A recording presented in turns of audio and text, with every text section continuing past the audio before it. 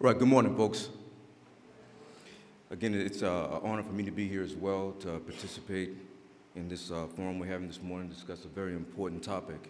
And again, all the topics that were brought forth this morning are talking about we should not forget certain events that occurred over the course of time. The further we get away from these things, the harder it is to teach our young people. And I feel very privileged that I see a lot of young faces out there today, because I think some of the messages that we're trying to get across is we really needed to resonate with you, the young people. Because you're the future of this country, you're the future of this world. But we can't let you become uninformed about what's happened in your past. It's often been said that he who chooses to forget the past is damned to repeat it. And that's true of many different things. Now, we're speaking about the Jewish experience, the death camps of Auschwitz and Dachau. Over 6 million Jews were persecuted and murdered in those particular death camps. And there's people right here today, not in this particular room, but people who deny that it ever existed. Now, when people deny that things like that exist, that's to dehumanize, illegitimize the lives of those people that were lost and all their loved ones. And the only way we can combat things like that is we can reach out to people and have them look at the historical facts and data that support that. Now that brings to mind a particular story. Again, it's going to be pretty much related to the young people here. When I was coaching football, one of our young players, we were engaged with a conversation with some of the other coaches. And we were debating whether or not something was true, whether it was fact or whether it wasn't. And the young man replied, "If I can't see it or I can't touch it, then it's not real. It's not real." And we understood that. But one of the other coaches said to him, and I'll never forget this, that's why I'm relating it to you. He just said to him, "Then Europe isn't there then, right?" And the young man said, "What?" He said, "Have you ever been to Europe?" And he says, "No." He said, "Then Europe isn't there. You never touched it. You've never felt it. You've never seen it. So is it not there?" And it made everyone go quiet and just think about that for a moment. Just because you can't see something, you can't touch it, you weren't there at that particular time, doesn't mean that it didn't take place, that it didn't happen, and that it's not real. I would say young people have an open mind and research your historical facts and data that are presented to you. There are survivors of the Holocaust, people that were there, people who are presenting you the facts and the truth. And I think we'd like to draw a parallel between that and some of the racism that goes on today in the African American community. One of the questions were put to me, is there racism? Is there racism? And does it still exist? I would say yes, there is racism. And I believe that racism, without a doubt, still exists. People are still treated differently. And throughout the USA, people are still treated less than a human being simply because of their race. Racism has long since permeated our mainstream in our institutions. It has transcended social strata and genres. It is historically foundation is what allows it to survive and to even thrive for over 600 years. Around 1481, the Portuguese started the slave trade and took it to Brazil.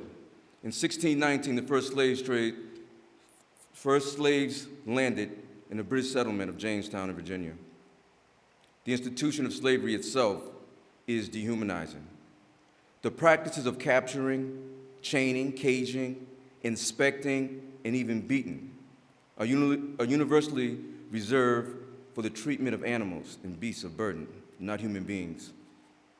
When these things are done, it becomes more conscionable and justifiable to the masses.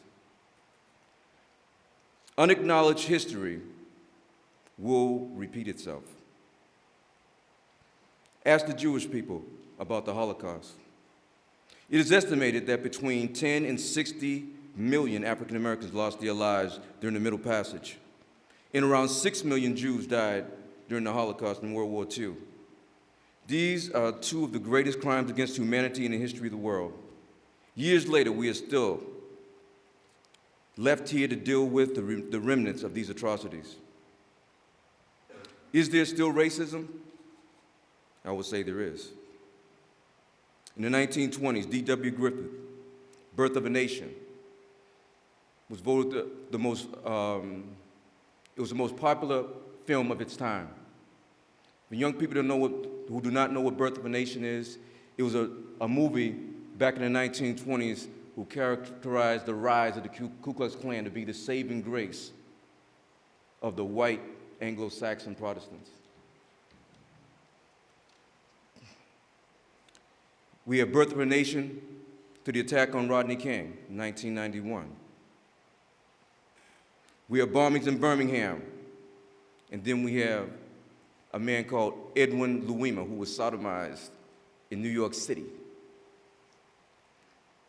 We have the beatings in Selma to another man named Amadou Diallo, shot 41 times because someone thought he had a gun and he was just taking out his keys in his wallet. From the United States Constitution, when African Americans were thought of as 3/5 of a human being, simply for voting rights. To James Byrd, a man who was dragged to death behind a truck in Jasper, Texas. We have Trayvon Martin and Eric Garner. We have Tamir Rice and John Crawford. As you know, Trayvon Martin, a young man, shot to death simply because he was being profiled by a community watch group, simply because the way he dressed and the way he looked. Eric Garner, around the streets of Long Island, New York, accused of selling cigarettes, choked to death for all the world to see. And not many people found things wrong with that, but a lot of people did. Tamir Rice, a 12-year-old, outside of Cleveland, Ohio, walking around in a park with a toy gun. Lifelike, very real, but a toy nonetheless. Shot to death before he was even given a chance to make any explanation or for the police officer to determine whether the gun was real or fake. We have John Crawford, Beaver Creek, just outside of Ohio, Cleveland, Ohio. Man in a Walmart store picks up a BB gun off the shelf in Walmart. He's walking around the store talking on his cell phone to his girlfriend. It's reported that there's a man inside of Walmart pointing the gun at people. Police respond, he's shot to death right in Walmart with a BB gun, without people taking the time to discern whether it's real or it's fake, or he's being threatening or not threatening. And those are just some of the examples I give you right now, but I try to tell you that it transcends social economic strata. Because you might look at someone, who's ever heard of the man called Dr. Henry Louis Gates, one of the most renowned historians of our time. He lives right here in Cambridge, Massachusetts. He was back at his home. He had lost his keys. He's trying to get in. There's a report that's a black man trying to get in his own house. And this man's a world-known historian. Police respond to his house. He informs them who he is. They don't take his word for it. They get into a verbal altercation. He is arrested. It doesn't matter if he's Dr. Henry Louis Gates from Harvard, a world-renowned scholar. He's a black man. He's at his own house. It doesn't matter. He's not responding to the police the way that he should. He's arrested for that. And even to Barack Obama, the president that we have today, I think a lot of people were amazed when Barack Obama was elected president. It was a tremendous accomplishment. We transcended all the racism over the years, or have we really? But a lot of us forget it wasn't an easy road for Barack Obama. When Barack Obama was running for president, I'm just going to read off a couple of things that happened along the way I think that we've forgotten about.